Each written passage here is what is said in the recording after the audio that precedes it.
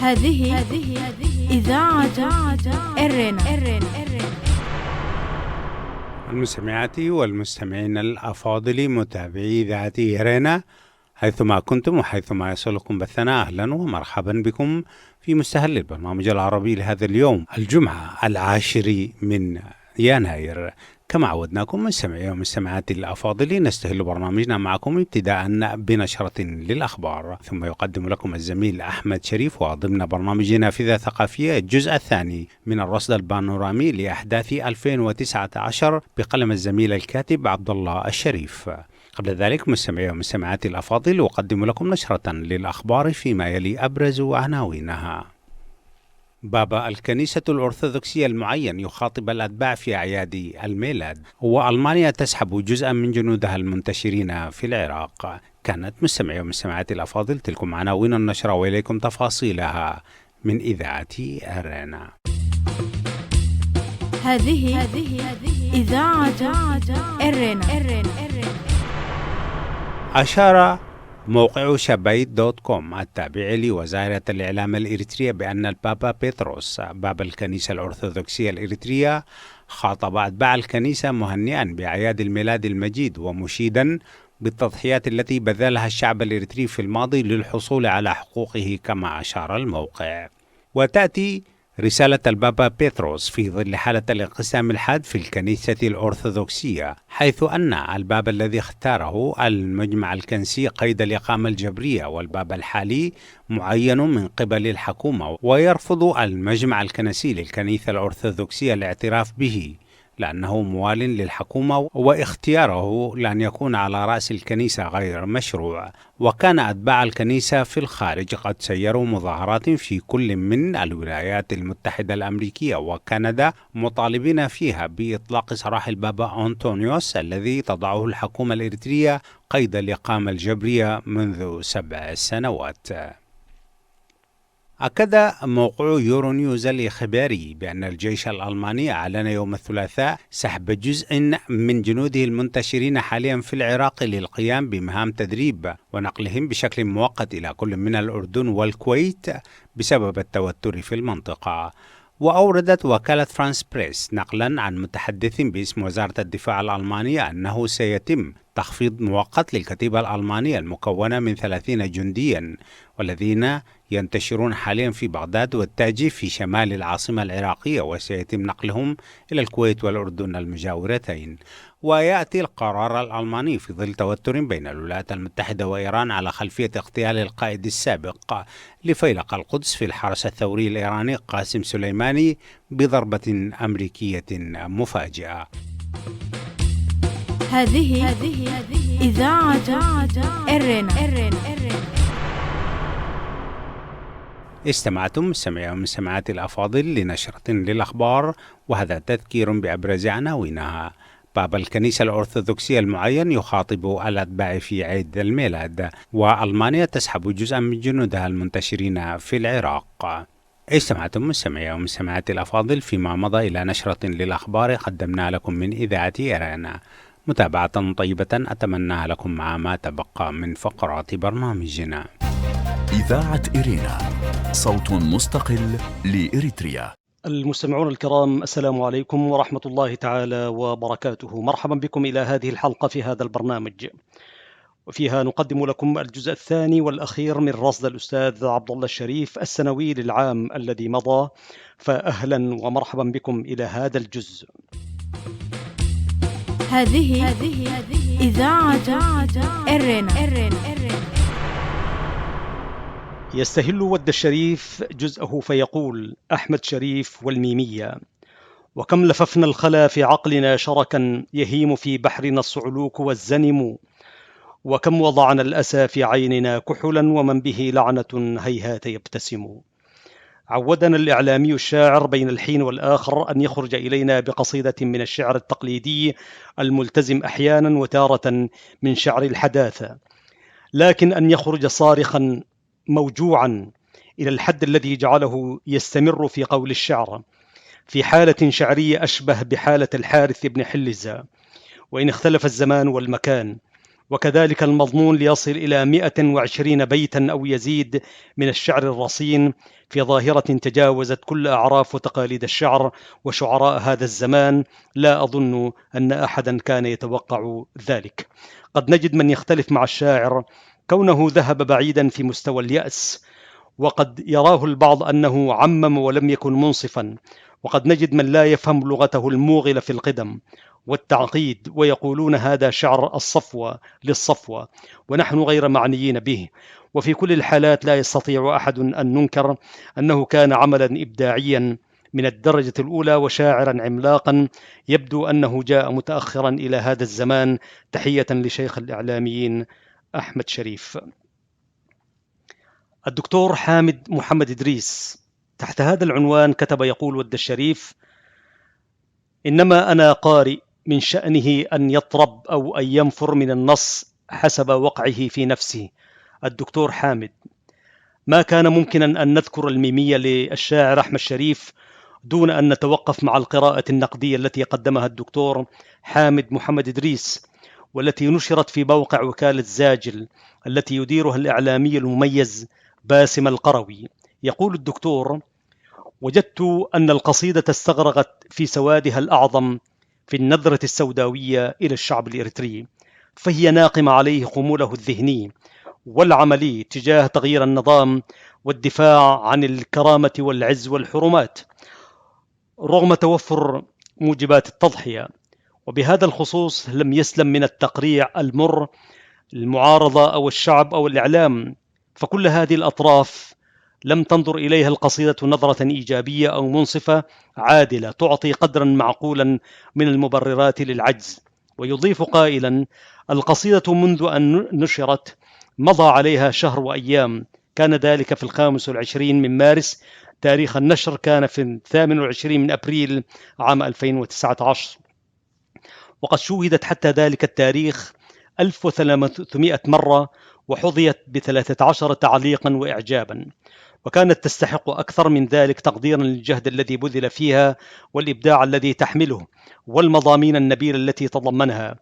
لكن سواد الناس في هذا الزمان لا يحتفي بالشعر الرصين، وإنما يتفاعل مع إطلالة البث المباشر في الفيسبوك، فلا غر أن تجد عشرات الآلاف يشاهدون البث المباشر للشاعر أحمد شريف ويتفاعلون ويعجبون مقابل الخمول الذي يستقبل القصيدة العصماء. قراءة الدكتور النقدية للقصيدة كانت مستوى آخر غير الذي تعودنا عليه في هذا الوسط الذي يستسهل كل شيء سيما الكتابة، كما قال مثقف آخر، وكانت في ذاتها إضافة وإبداعا من نوع آخر جميل. تحية لك الدكتور حامد محمد إدريس. إذاعة إرينا، صوت مستقل لإريتريا. وتحت عنوان فرعي آخر: شخصيات تستحق الاحترام والتقدير، يقول الأستاذ عبد الله الشريف: بنيام برخت شهيد كفاية. الفكرة: سعيد محمد علي شهيد مدرسة الضياء. حتما التاريخ سوف يذكر الشهيدين بنيام برخت وسعيد محمد علي، حيث يذكر عيد الاستقلال، وحيث يذكر الحراك الجماهيري في الداخل، ومدرسة الضياء وشهدائها وحركة كفاية وتأثيرها، والشيخ موسى وفعله البطولي الذي كان استثناء بكل المقاييس وتجسيدا لفكرة حرية العقيدة ومسألة الإيمان. ونحن سنظل نتذكر أسماء وتضحيات وبطولات جميع شهدائنا الأبرار، وسوف نتذكر أيضا اسم هذا الرجل السادي اللئيم وحكمه: المجد للشهداء ثورة ودولة. مكتبة أوردات العامة تحت هذا العنوان كتب يقول: مجموعة لا يتجاوز عددها 3 أو يزيد قليلا، آمنت بضرورة نشر الوعي بين الأمة الإريترية، فكانت مكتبة أوردات العامة كحل مبتكر لأزمة القراءة المتفاقمة في بلادنا على حد قولهم، لتصبح بيتنا الجميل الذي نلجأ إليه عند الحاجة إلى المعرفة، وأحيانا إلى الابتعاد قليلا عن السياسة وعن أهلها. للمكتبة تقليد سنوي جميل، وهو تشجيع الأقلام الناشئة، وذلك من خلال رصد جائزة لأفضل عمل أدبي باسم المناضل الروائي محمد سعيد ناود رحمة الله عليه، مؤسس حركة تحرير إريتريا وأول روائي إريتريا، على أمل أن يخرج من هذه الأمة الطيبة ناود آخر مناضل وكاتب أو جابر آخر. وفي محاولة للتحرر من القيود تجاوزت مكتبة أوردات هذا العام الجغرافيا الإريترية لتفتح أبواب لكل مبدع طموح في المنطقة، وهذا في رأيي يعتبر تطور حسن، لأن الإبداع أساسه هو التحرر المطلق من كل القيود، ليست قيود الأعراف والتقاليد والدين فحسب، بل الجغرافيا والسياسة أيضا. فأصبحت مكتبة أوردات العامة سيما جائزة المناضل محمد سعيد ناود للقصة القصيرة حديث وسائل الإعلام العربية هذا العام، وما كان ليتم هذا الإنجاز العظيم إلا بجهود تلك المجموعة النبيلة التي تعودت أن تعمل في الصمت. تحية احترام وتقدير شديدين لكل من الكاتبة والشاعرة منى محمد صالح، القاص والشاعر عبد القادر حكيم، والمستشار القانوني الفنان عبد الله خيار، ولكل من ساهم في تعاون وتطوير وإثراء بيت المعرفة مكتبة أوردات العامة. السيد يوهنس فرديناندو ضرار، مناضل قديم هاجر إلى كندا في ثمانينيات القرن الماضي، بدأ حياته في المهجر كعامل حراسة في مستشفى يعمل فيها الآن كأخصائي اجتماعي متميز لأكثر من 20 عاما، وذلك بعد أن أكمل تعليمه هو عامل حراسة حتى حصل على درجة البكالوريوس ثم الماجستير في مجال الصحة النفسية. السيد ضرار هو من مدينة كرم في الأصل، يعيش في المهجر كندا أوتاوا لأكثر من 35 عاما. في لقاء له مع BBC تيغرينيا قال السيد يوهنس: يعيش بعضنا في المهجر لما يقارب 5 عقود من الزمان، سخرت له الكثير من الأشياء في هذه البلاد التي تستحق التقدير، عيش كريم، صحة وتعليم، فضلا عن الأمان. رغم ذلك لم نحقق الكثير أو لم نستطع تحقيق القدر المعقول من النجاحات على المستوى الأكاديمي والمعيشي بالمقارنة، والسبب أي واحد من الأسباب في تقديري، يقول السيد ضرار، يعود إلى أننا نعيش في هذه البلاد بأجسادنا فقط، عقولنا وتفكيرنا دائما هو في بلادنا إريتريا وأهلها، وهي مسألة تحتاج إلى وقفة وتأمل. يعني باختصار الرجل يقول: نحن عاملين زي الجماعة التي رقصوا على السلم، لا إلى فوق شافوهم ولا اللي تحت سمعوهم. عجبي. تحية كبيرة للمناضل القديم والأخصائي في مجال الصحة النفسية السيد يوهنس فرناندو ضرار. الأكاديمي فتحي عثمان: قد أكون كما يقول ود الشريف من الذين قال وأعاد القول أكثر من مرة عن الأستاذ، ورغم ذلك الحديث عنه لا ينتهي، لأنني أعتقد أن ما قدمه أقل بكثير جدا مما يملك الرجل من قدرات وكفاءات، ولو كان في ثقافتنا شيء من تقدير الكفاءات واحترام الاختلاف في طريقة التفكير لاختلف الوضع معه ومع أمثاله من ذوي العلم والمعرفة في عطائهم، ولاختلف وضع هذه الأمة التي هي في حاجة إلى عطاء العارفين أكثر من حاجتهم إلى سياسيين محدود الأفق والخيال. فالساحة الإريترية السياسية مليئة هي بالأشخاص، أي بعضهم وصل في عطائه إلى حده الأقصى، والبعض الآخر ليس لديه في الأصل ما يقدمه، وفئة قليلة لديها من العلم والمعرفة الكثير لتقدمه. فتحي عثمان هو واحد من تلك الفئة القليلة. فتحي عثمان مثقف أكاديمي واسع المعرفة، لديه القدرة على التحصيل الأكاديمي والمعرفي بعكس الكثير، يجيد أكثر من لغة حية، يكتب بالعربية والإنجليزية بذات المستوى من القدرة والكفاءة والموضوعية، وهي مسألة نادرة هي في الوسط الإريتري، ولم أكن مبالغا إذا أقول قريبا جدا سوف نقرأ له في صفحات الجارديان البريطانية أو التايمز الأمريكية، بالطبع في ليمون ديبلوماتيك الفرنسية، إنه سفيرنا الدولي، وأنا أرى فيه منصور خالد إريتريا مع احترامي للدكتور خالد. تحية للأكاديمية الكاتب والدبلوماسي السابق الأستاذ فتحي عثمان. هذه إذاعة إرينا. الأستاذ منصور سليمان كاتب ومترجم يعمل كباحث بقناة الجزيرة، القناة التي أحدثت في يوم من الأيام ثورة إعلامية في العالم العربي. السيد سليمان يقوم بترجمة العديد من الكتابات الهامة بهدف توسيع دائرة المعرفة في الوسط الإريتري المهتم بالسياسة والثقافة والاجتماع، وهو عمل عظيم ومهم جدا وجدير بالتقدير. وفي هذا الشأن كتب جعفر إبراهيم والسك يقول: أعتقد أن الموضوعات التي يترجمها الكاتب الإريتري منصور سليمان والتي ينشرها في موقع ميدان هي موضوعات فريدة من نوعها وموضوعها.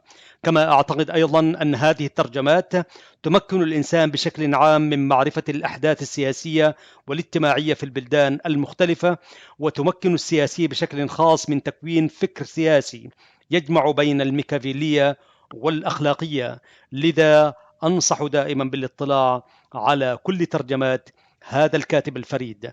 بالمناسبة هو ليس فريدا كما يقول ود الشريف في أوساطنا نحن الإريتريين فحسب، إنما هو فريد وسط ملايين الكتاب والمترجمين. فقط الآخرين يجدون الدعم والمؤازرة من شعوبهم، بينما تخلو صفحة منصور ككل صفحات الكتاب المبدعين الإريتريين من أي دعم يمكن الإشادة به.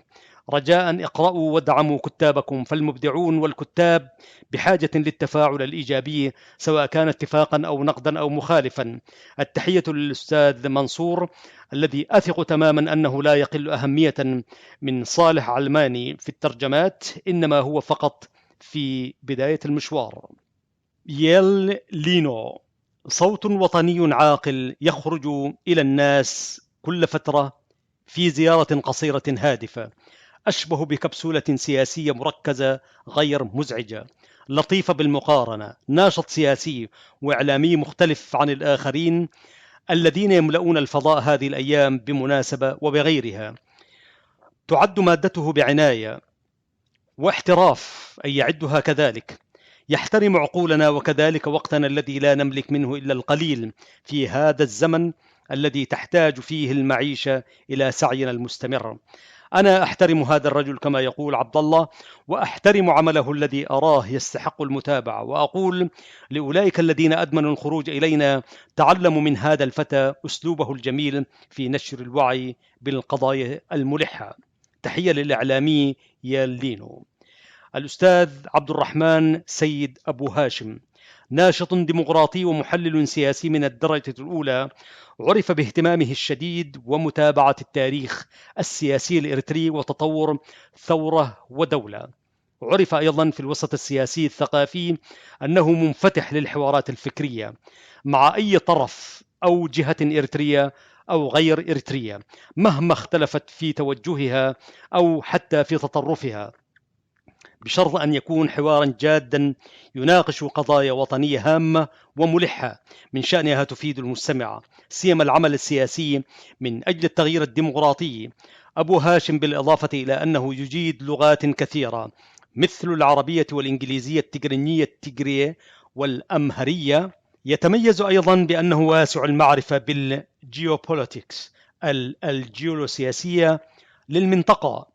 هذا يساعده في توصيل فكرته بسهولة، وكذلك الوصول إلى المستمع الإريتري، أي يساعده بسهولة للوصول إلى نطاق عريض واسع من شعوب المنطقة من غير تشنج أو خروج عن آداب الحوار والاختلاف واحترامه، فضلا عن أنه واسع العلاقات مع المستوى الإريتري والمنطقة أيضا على مستوى آخر رفيع. تلك ميزة أخرى يتميز بها الأستاذ عبد الرحمن سيد أبو هاشم عن الكثير من الناشطين في سياسة العلاقات. تحية للناشط الديمقراطي والمحلل السياسي عبد الرحمن أبو هاشم.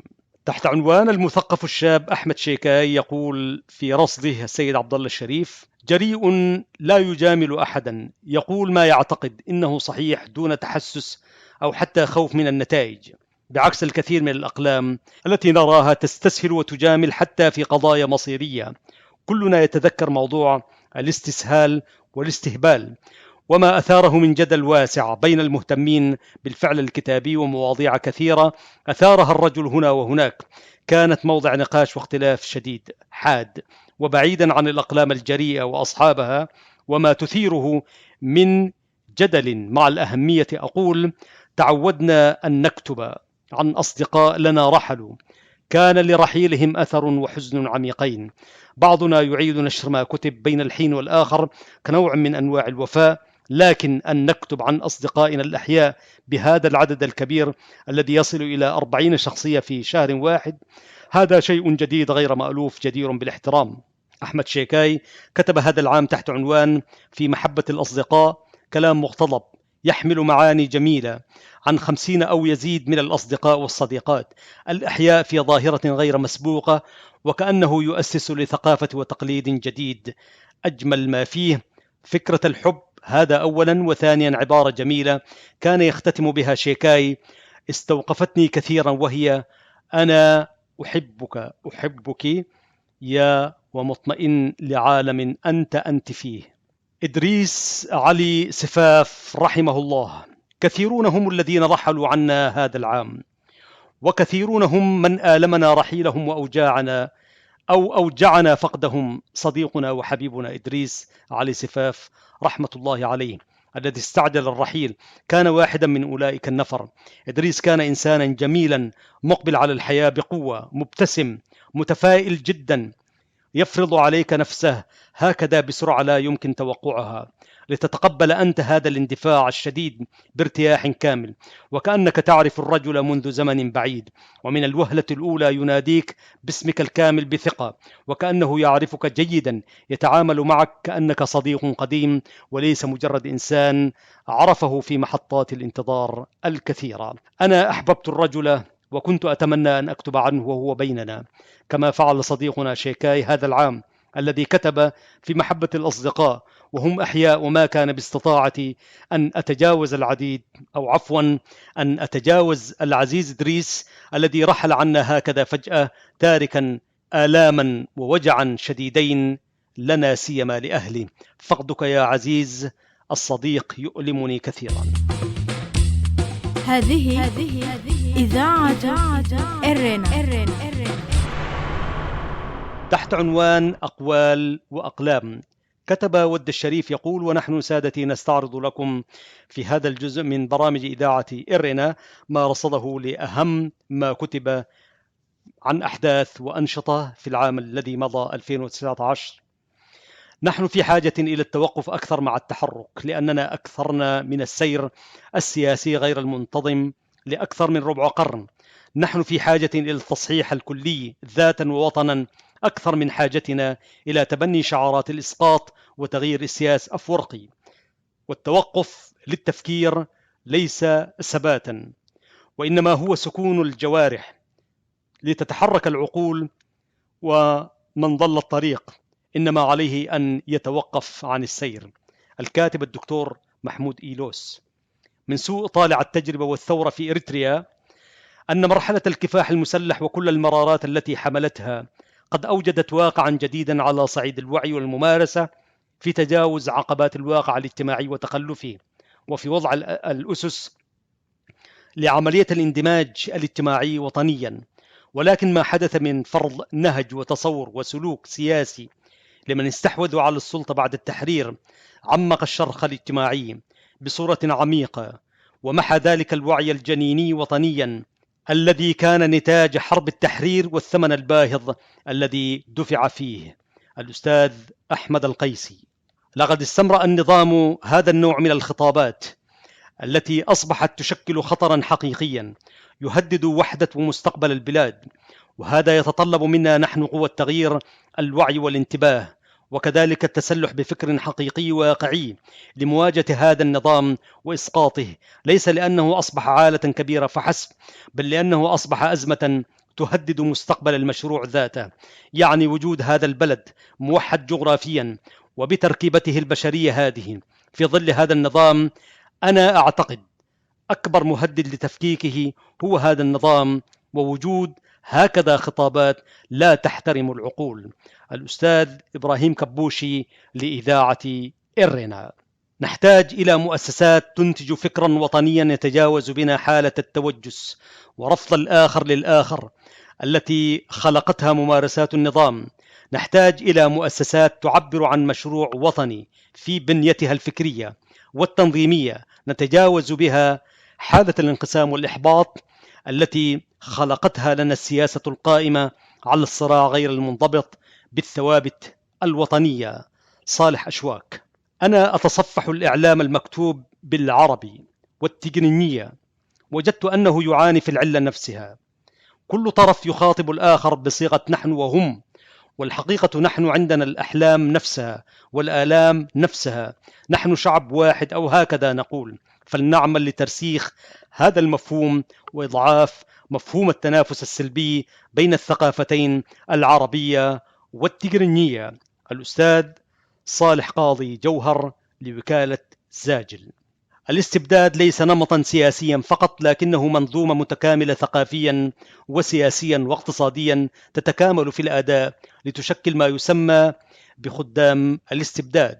الدكتور المفكر الأستاذ حسن سلمان: يجب أن لا ينتبه إخوتنا الذين ينادون بتفعيل هذا الدستور لوجود هذه الثغرات، وأن لا ينجروا وراء هذه المطالبات والحملات التي يقوم بها البعض، لأنهم يعتبرون أن هذا الدستور هو دستور مثالي، بينما نحن لدينا تحفظاتنا على هذا الدستور منذ وقت طويل، ولم نخشى ذكر هذه التحفظات حتى حينما كنا داخل الوطن.